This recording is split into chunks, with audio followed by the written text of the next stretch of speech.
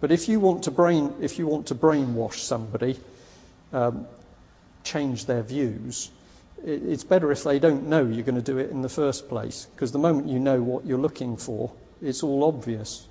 I was given a course at work a couple of weeks ago. A little chit appeared on my desk and it said I was going to a reframing course. I thought, well, that's very interesting. I'm going to be reframed.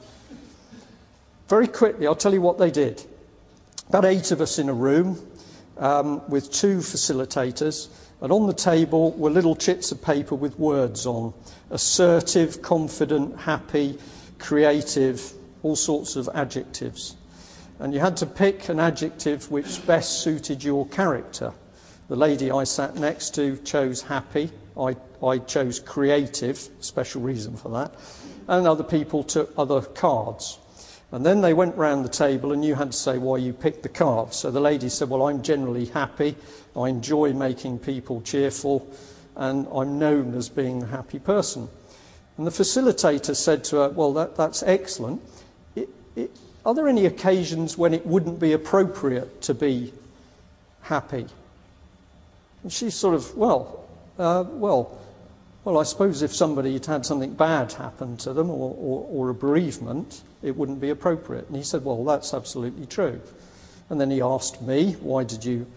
And I said, well, I'm quite a creative person. I like doing new things and I like challenging things. I was teasing him, but he didn't know it, basically. What he'd done to the woman was he chipped away at part of her makeup. She was happy. She was a happy person. And what he'd done is put a little seed in her mind that maybe being happy isn't good. It's a tiny little seed, but it was there. We then produced 2 lists of everything we liked about the company and everything we didn't like.